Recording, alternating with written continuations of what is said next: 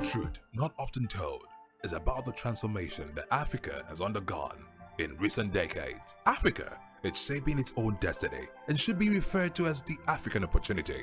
On Spotlight Africa, we paint the African picture the African way, laced with truth, detail, and the color of the African continent. Join Uyai Anyekan every Tuesday and Thursdays at 4:30 p.m. Spotlight Africa, telling the African story.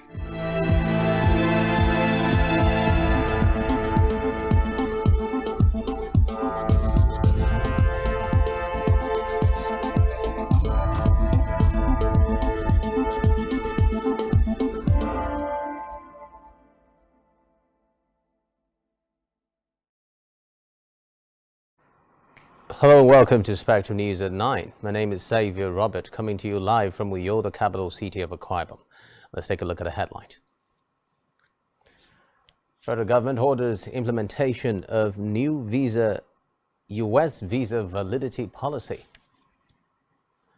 EFCC intercepts 32.4 million naira election money in Lagos. Plus, Zelensky says Ukraine needs peace plan. Details of these stories and more in a moment.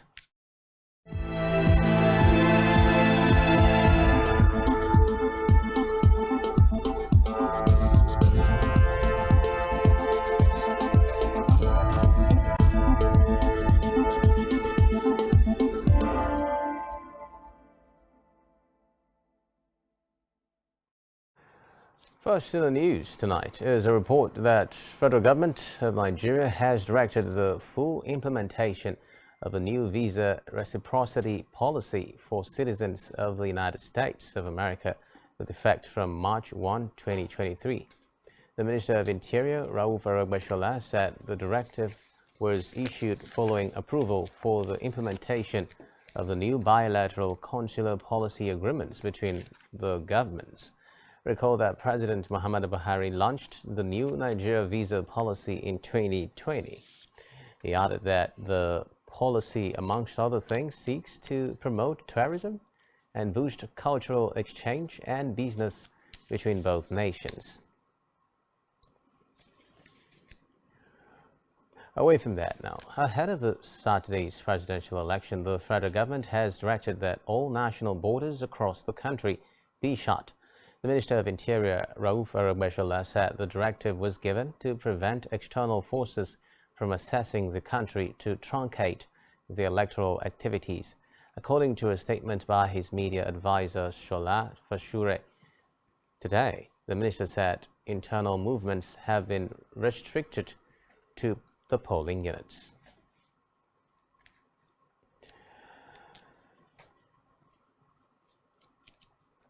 In the meantime, President Muhammadu Buhari has unveiled a committee to coordinate the activities of computer security centers in the information and communication technology industry to intercept potential cyber attacks during the 2023 general election.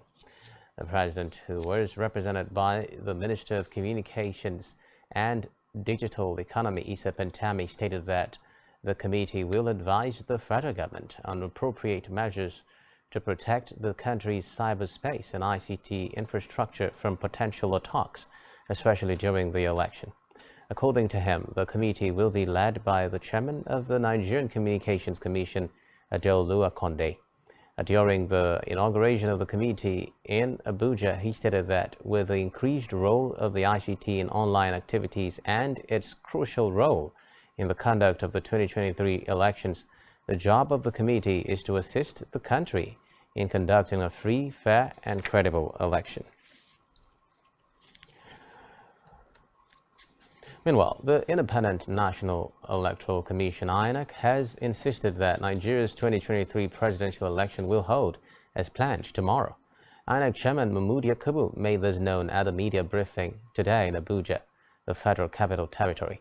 His assurances come a few hours before the presidential poll slated for tomorrow, Saturday, February 25. According to him, there has been no incident of insecurity involving the personnel and materials deployed by the Commission.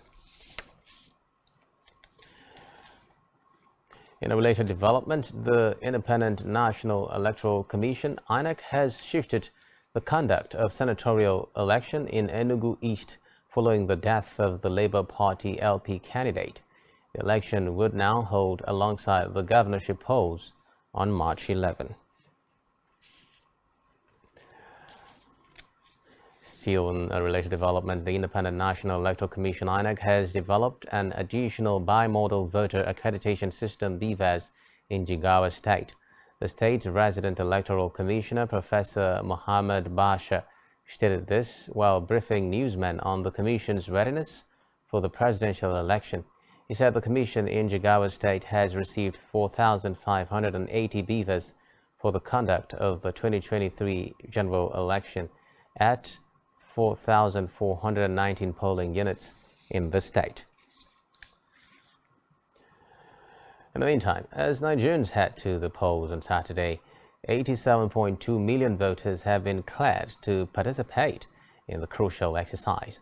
The data released by the Independent National Electoral Commission (INEC) shows that 93.5 million Nigerians were registered to participate in the presidential and National Assembly election, as well as the governorship and state assembly polls slated for March 11. Reports say 87.2 million voters had collected their permanent voter cards (PVCs) as of February 5 deadline for the collection of the cards.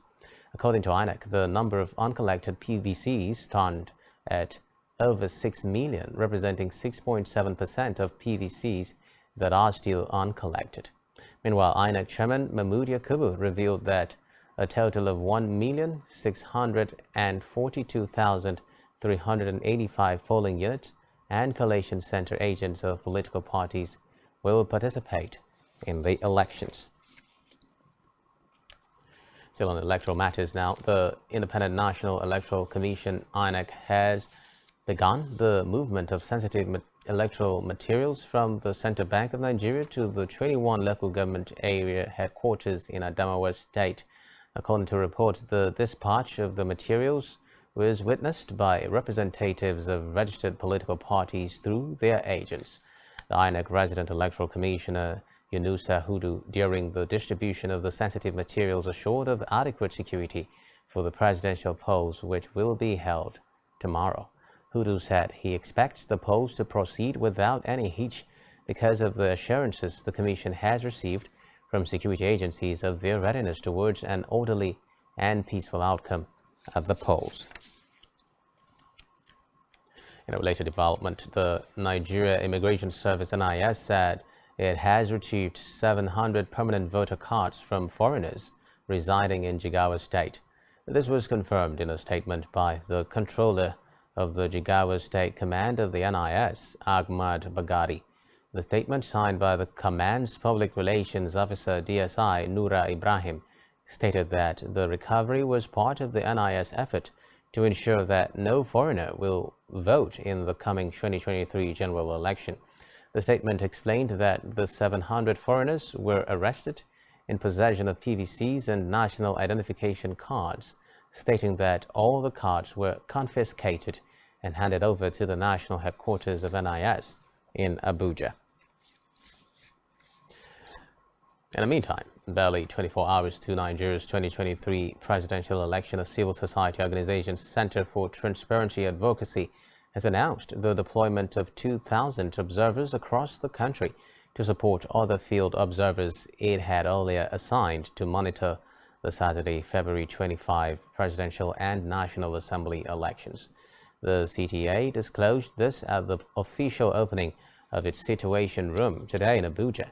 Making the announcement, the executive director of CTA, Faith Nwadishi, stated that the organization, in preparing for the election, conducted stakeholders meetings across the 6 geopolitical zones, held several press conferences on different issues as they arose, observed the mock accreditation across the states, trained observers, and sensitization of the PWDs in the FCT for a successful conduct of the elections. Meanwhile, the Code of Conduct Bureau (CCB) has disclosed it will monitor all public officials on election duties during the presidential and National Assembly elections slated for Saturday in the 36 states of the Federation and the Federal Capital Territory. The chairman of CCB, Isa Mohammed, made the disclosure at a press briefing in Abuja. Mohammed said the CCB is mandated by the provisions of paragraph 3, subsection D and I of Part 1 of the third schedule of the Nigerian Constitution 1999 as amended to ensure compliance and, where appropriate, enforce the provisions of Code of Conduct or any law related to it. He noted that the Code of Conduct was in reference to public officials and in particular reference to those who would be participating in the conduct of the 2023 general elections. He stressed that the body would focus on the monitoring activity generally on the electoral process as provided by the Electoral Act 2022 and the 2023 general elections guidelines. Moving on now to the judiciary, where Federal High Court sitting in Lagos today issued an order of perpetual injunction restraining the Independent National Electoral Commission (INEC) from contracting chairman of Lagos State Parks Management Committee, Musiliu Akinsanyo, popularly known as MC Oluomo, to distribute 2023 election materials in the state. The order also restricted the electoral body from using its privies or any persons acting under its directions from contracting, partnering, or appointing any of MC Oluomo's members and or drivers in distributing materials in the state. This is the judgment of Justice Chukwujeku Aneke in a suit filed by Labour Party, its governorship candidate Wadebo Rhodes Viva, and 4 others. The other applicants in the suit are African Democratic Congress Boot Party and their governorship candidates Funsho Doherty and Wale Oluwo, respectively.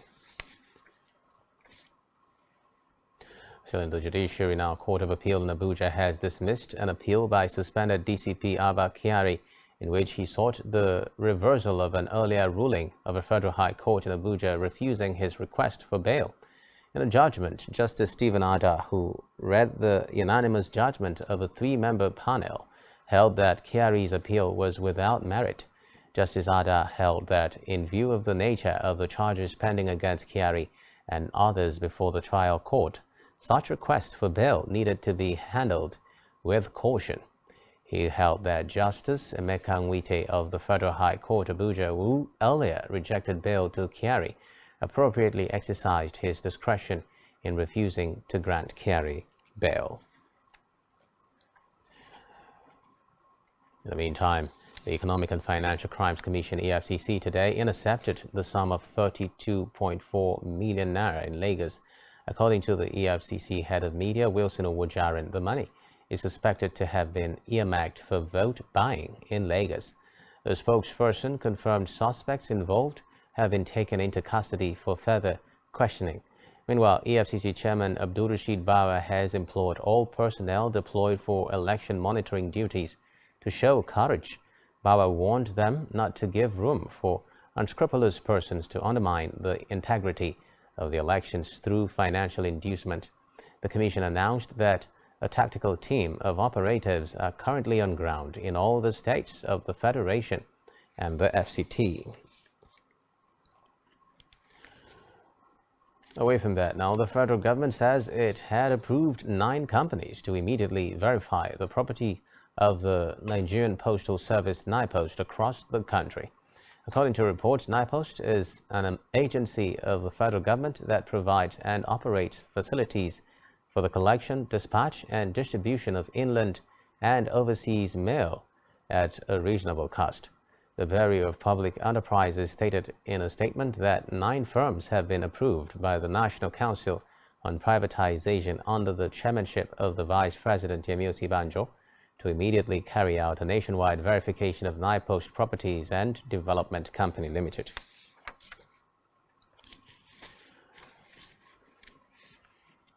The report on the Naira crunch. In an effort to drive a cashless economy, the Central Bank of Nigeria has suggested the use of e-Naira for cash transfers during the National Social Safety Net Program scale-up. This was according to the National FinTech Strategy document obtained from the website of the CBN. Reports say the strategy document was created by the National Financial Inclusion Steering Committee, chaired by the CBN Governor Godwin Emefiele. The document revealed that the e-Naira can be pre-programmed for payments to the poor and vulnerable on the social register. Recall that the CBN launched its central bank digital currency e-Naira on October 25, 2021 to drive financial inclusion, payment systems efficiency, improvements covering remittances and social intervention and revenue and tax collections.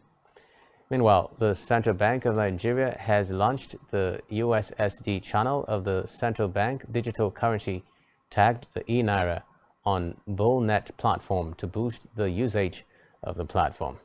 During the launch in Lagos, the Chief Executive Officer, Bullnet Bulletin and Inquiries Networking Services, Bayo Akintoye, said the USSD with the code *997*50# would soothe the pain felt by Nigerians given the current scarcity of cash as it transitioned from cash-based economy to a cashless one. He said the CBN has collaborated with Chams Mobile Limited to address challenges faced primarily by the unbanked and underserved by developing the service known as e-Naira Enhanced Services via the e-Naira USSD channel, which is fully run and powered by the patented Bullnet platform.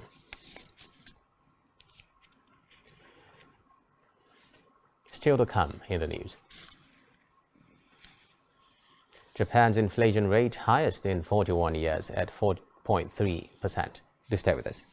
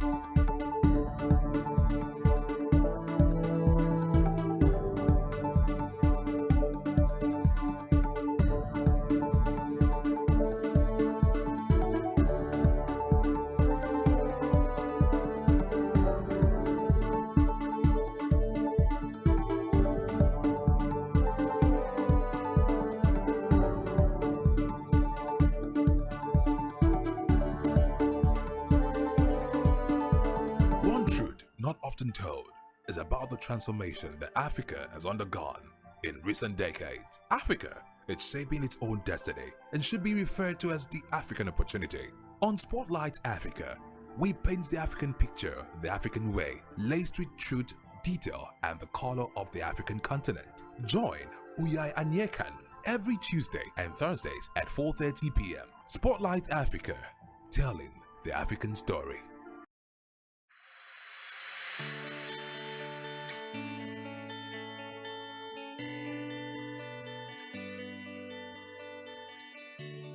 Every day, we bring you up-to-date information on topical issues affecting the common Nigerian. Some issues on politics, Hello, Nigeria. I remain committed. security,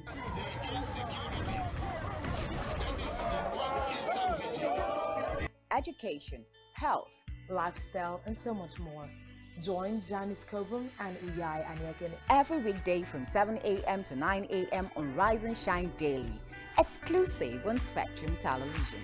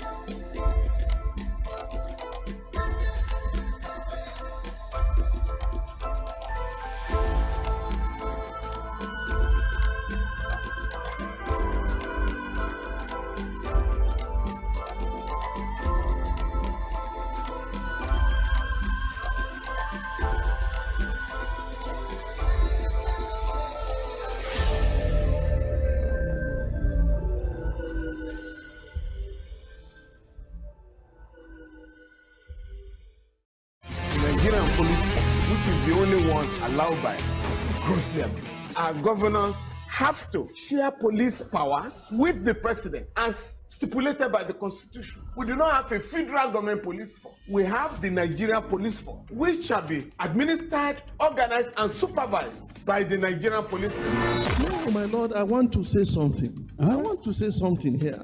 Perhaps it might also enlarge the scope of people who should be invited here for examination. My lord, if we cannot find those who literally murdered Abiola, who are those people who could be said to be the beneficiaries of the death of Abiola? Rogers has linked you with some of the killings he did. He never did. He linked you with the attempted murder of Hebrew. He did not. My lord, the matters council is leading the evidence in our matters. Is this an adversary proceeding? It's not, my lord, but we can't be talking about cases which are in court. Is this an adversary proceeding? It's not, my lord. These cases are in court, my lord. I'm just reminding your lordship. My lord, sorry, my lord, I think I'll be in cross-examination. Legally Speaking, a program that deals with legal issues and questions we face as citizens of this amazing country, Nigeria. Legally Speaking. Join us every Friday from 5 p.m. to 6 p.m. for Legally Speaking.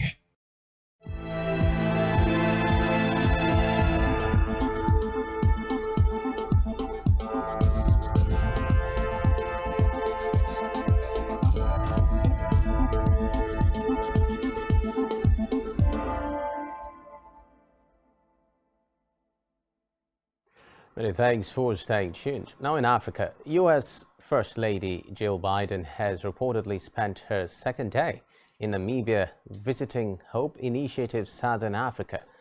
The initiative is a non-governmental organization that works to end poverty and hunger in marginalized communities in the region. Biden seized the opportunity to educate Namibians on gender-based violence and preventive measures of HIV infections. So in Africa, Mohamed Jallow has been appointed Vice President of the Gambia, the fifth person to hold that title under President Adama Barrow. He replaces Aliou Badara Diouf, 65, who died in India, where he had been seeking medical treatment. Vice President Jallow is an experienced civil servant who has worked across various ministries, rising to the position of Secretary General and head of the civil service until his statutory retirement in 2020. Jallow also worked at the Senegalo-Gambia Secretariat as Deputy Executive Secretary representing the Gambia. Meanwhile, he takes up his new post with immediate effect. In Burkina Faso now, the country has announced a recruitment drive for 5,000 soldiers to serve in the army for at least 5 years to aid the country in its fight against jihadists. According to reports, the country has been battling insurgency since 2015. Defense Minister Kasum Coulibaly said in the statement that the recruitment of young male soldiers will extend from February 28 to March 7. And enlistees must have been born between January 1, 1988 and December 31, 2003. Recall that it is the third time in less than a year Burkinabe Army has organized such recruitment. In April 2022, 3,000 soldiers were recruited, with the process launched again in October. Still in Africa, suspected Islamist militants have killed at least 12 people in central Mali's Mopti region. Officials said gunmen burst into a village, encircled the bankers, shot at people, burned homes, and then chased those trying to flee into nearby forests. One official said as many as 19 bodies had been found, and the search for more victims was continuing. Recall that last June, an attack in the same area left more than 130 people dead. Meanwhile, the region sees frequent raids by jihadist groups linked to Al-Qaeda and the Islamic State group. On the foreign scene now, King Charles III has commended Ukraine's remarkable courage and resilience on the one-year anniversary of the Russian invasion. The monarch, who met President Zelensky at Buckingham Palace, said the people of Ukraine have suffered unimaginably from the full-scale attack on their nation. He added that the support from the UK and its allies was heartening to see as the world watched in horror the suffering inflicted upon Ukrainians over the past year. Still on the foreign scene now, Poland has delivered the first Leopard 2 battle tanks to Ukraine today, on the first anniversary of Russia's invasion. The war in Ukraine entered its second year today with no end in sight as the fighting raged on in Ukraine's north, south and east. Ukrainian President Volodymyr Zelensky today hailed his nation and its people for fighting back against Russia over the past year and said their resistance has inspired and united the world. Meanwhile, NATO reiterated its resolute support for Ukraine and said Russia must end the war and answer for its war crimes. Still on the Russian invasion, Ukrainian President Volodymyr Zelensky has told a press conference addressing the nation today that Ukraine needs a peace plan to recover from the ravages of the war on the first anniversary of the Russian invasion. Ukrainian President Volodymyr Zelensky told a press conference addressing the nation today that victory over Russia was inevitable if Ukraine's Western partners keep their promises. Meanwhile, Zelensky was repeating his request for as much Western assistance as possible as the war entered its second year today in a state of grinding stalemate. Russia is increasingly isolated at the United Nations, which voted overwhelmingly to demand that Russia immediately and unconditionally withdraw its troops from Ukraine. Still on the foreign scene, the United States has announced $2 billion in additional security assistance for Kiev today, the first anniversary of Russia's invasion of Ukraine. According to the Pentagon, the aid includes ammunition for the HIMARS precision rocket system, 155mm artillery rounds, drone and counter-drone systems, mine-clearing equipment, and funding for training and maintenance. Items in the package, which does not feature some capabilities that Ukraine is seeking, such as Western warplanes and longer-range missiles, will be purchased from the defense industry instead of drawn from U.S. stocks, meaning they will take longer to get to Kiev's forces. And while the United States has spearheaded the push for international support for Ukraine, quickly forging an international coalition to back Kiev after Russia invaded in February 2022, and coordinating aid from dozens of countries. Meanwhile, U.S. officials say the United States is planning to increase the number of its troops training Taiwanese forces on the self-governing island in the coming months. In a talk with bipartisan U.S. congressional delegation, Taiwanese President Tsai Ing-wen said that the two militaries will cooperate and plan to bolster military exchanges. According to Defense Department data, the U.S. has had between 20 and 40 troops based in Taiwan in recent years. Meanwhile, Secretary of State Antony Blinken said China may provide Russia with lethal support for its war in Ukraine. Elsewhere, President Emmanuel Macron was under fire from the French left today for handing billionaire Amazon founder Jeff Bezos the country's highest order of merit. Critics say the award showed Macron really was the president of the rich, as he is regularly labeled by members of the opposition. Macron's office today confirmed a press report from a day earlier saying Bezos had been given the Legion of Honor, the French Republic's highest award, in a small ceremony. According to reports, the event took place on February 16.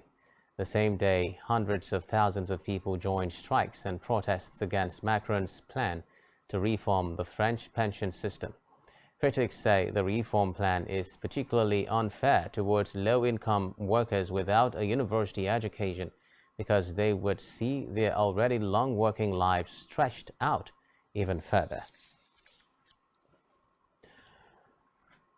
Away from that now, white helmets rescuers in rebel-held northwest Syria have called on international help today to save people with quake-related crush injuries after a boy they rescued died from the condition.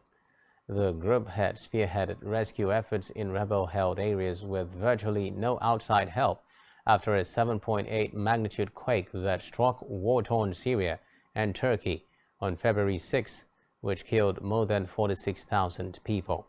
According to reports, the condition occurs in limbs starved of blood circulation for too long and can cause kidney failure, cardiac and other potentially fatal complications. Recall that on February 10, Saleh accused the United Nations of committing a crime with its slow aid response to the northwest after the quake. Meanwhile, Italian authorities have detained a migrant rescue vessel run by Doctors Without Borders for allegedly breaking new government rules on life-saving missions in the Mediterranean. According to MSF spokesman Maurizio De Bane, the Joe Barents ship was impounded for 20 days and will be fined between €2,000 and €10,000. The charity said it had been accused of failing to share information, including voyage data recorder VDR information on the position and movement of the ship, something it says it has never before been asked to share. The Bane linked the detention of the ship, which is in Sicily, to a new decree introduced by Prime Minister Giorgia Meloni's government. Meanwhile, Meloni, the leader of the far-right Brothers of Italy party, took office in October after promising to curb the number of migrants landing in Italy.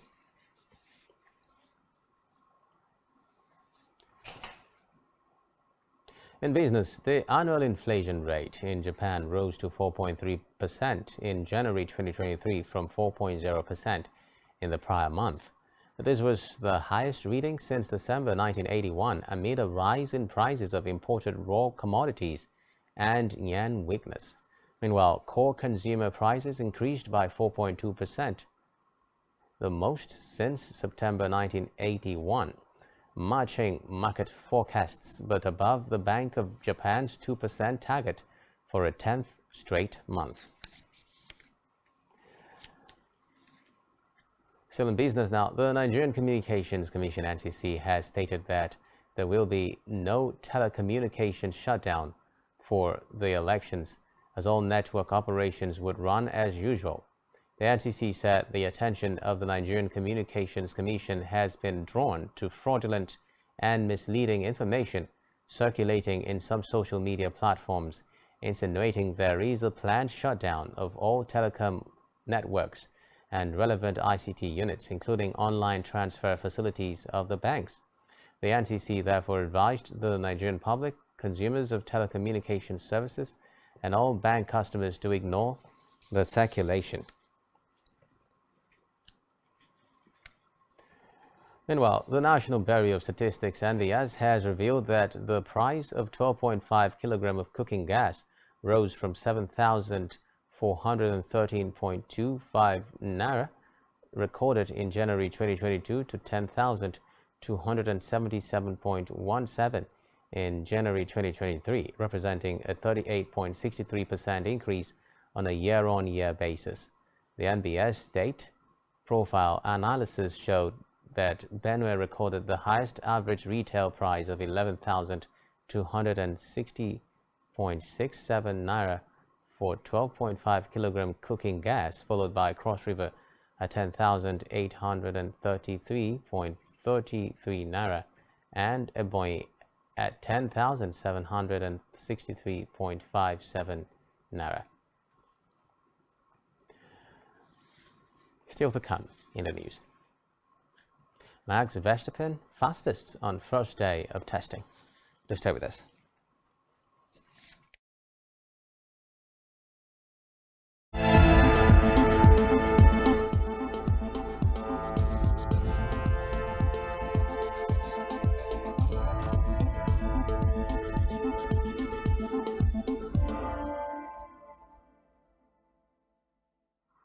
Many thanks for staying tuned. Now in health, the World Health Organization today said it was concerned about bird flu after the father of an 11-year-old Cambodian girl who died from the disease also tested positive, raising fears of human-to-human transmission. Since late 2021, one of the worst global avian influenza outbreaks on record has seen tens of millions of poultry culled, mass wild bird die-offs, and a rising number of infections among mammals.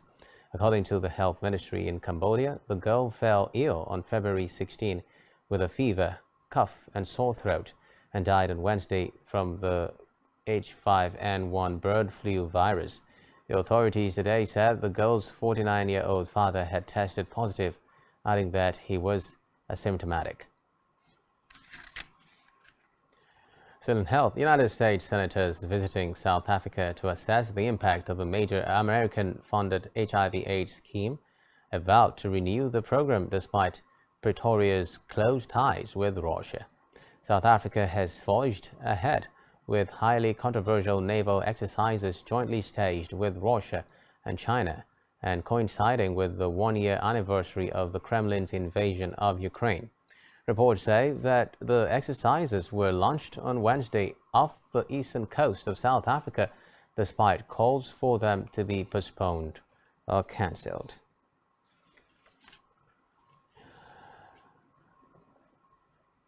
Meanwhile, a professor of obstetrics and gynecology at Ahmadu Bello University, Zaria Solomon Avidime, says women experiencing irregular ovulation should go to the hospital for proper evaluation by maternal health experts.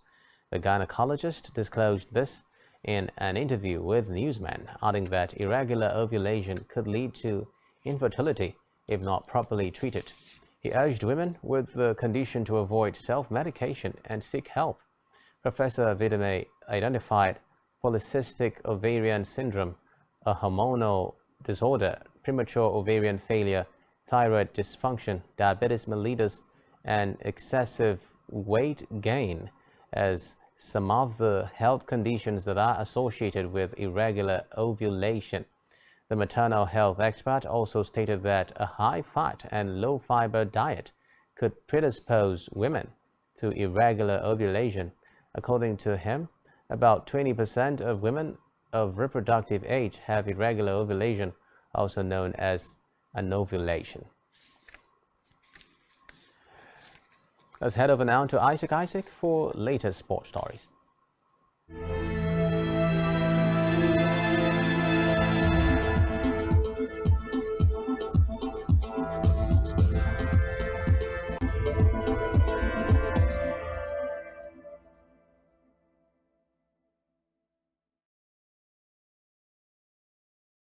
Well, thank you very much, Xavier Roberts. Well, in sports, Red Bull's Max Verstappen set the pace on the first day of Formula One preseason testing in Bahrain. The world champion, top of the timesheet for most of the day, ended in 0.029 seconds quicker than Aston Martin's Fernando Alonso. Ferrari's Carlos Sainz and Charles Leclerc were third and fourth fastest, ahead of McLaren's Lando Norris and Mercedes driver Lewis Hamilton. Williams' Alex Albon was seventh, ahead of Alfa Romeo's Zhou Guanyu. Nevertheless, Red Bull looked impressive throughout the day as the cars took to the track for the first time this particular year.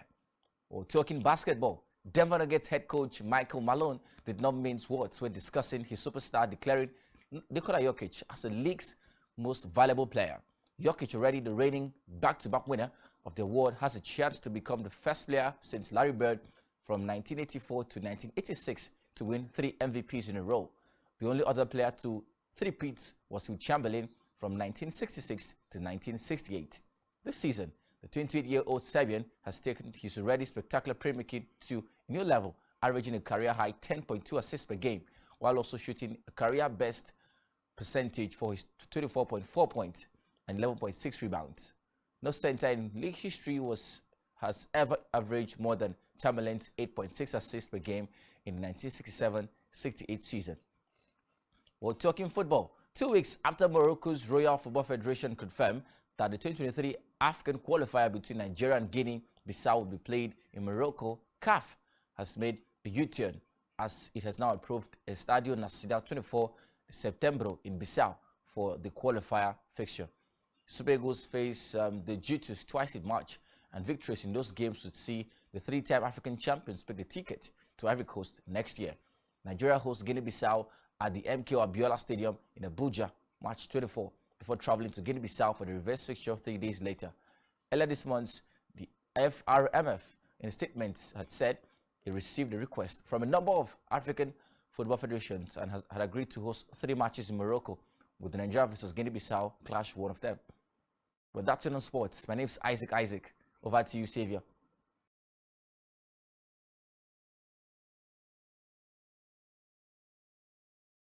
It's planned to slash subscription prices in more than 30 countries in a bid to attract more subscribers. Reports say prices have been cut in parts of Asia, Europe, Latin America, Sub-Saharan Africa, and the Middle East. The move was announced to address the rising cost of living that has affected households, coupled with emerging rival services competing with Netflix. The countries in which subscription charges have been lowered include Malaysia, Indonesia, Thailand, the Philippines, Croatia, Venezuela, Kenya, and Iran. Still on entertainment, Nigerian actress and skit maker Amarachi Amusi, popularly known as Ash Musi, has revealed how she rejected the offer of a whopping 20 million naira to post and vote for a particular presidential candidate. Although she did not mention the name of the politician or the party, the actress via her verified Instagram page revealed that she was not willing to sell her soul. Ash Musi further stated that for her family, she had to blatantly reject the advert offers. Meanwhile, former American recording artist Robert Sylvester Kelly, professionally known as R. Kelly, has been sentenced to an additional 20 years imprisonment. The United States District Judge Harry D. Lennon Weber sentenced the 56-year-old to 20 years in jail after he was found guilty by a jury of child pornography and enticement of a minor. Kelly, who is already serving a federal 30-year jail term after 3 counts of production of child pornography and 3 counts of enticement of a minor to engage in criminal sexual activity in a federal trial in 2022, was found guilty of sexual molestation of a minor. In the latest guilty verdict, the prosecutors produced concrete video evidence showing the singer sexually abusing his 14-year-old goddaughter.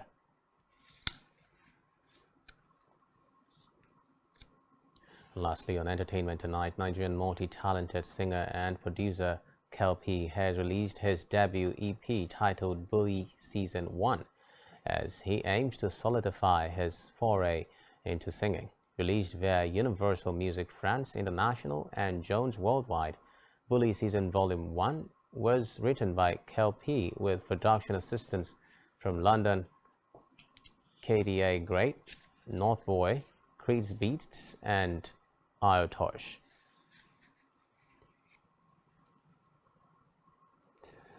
And that's all we have for you at this time. Do ensure to follow us on social media and subscribe to our YouTube channel, all of which you can find on our website, spectrumtv.ng. You've been watching Spectrum News at 9. My name is Xavier Robert. You have a terrific weekend.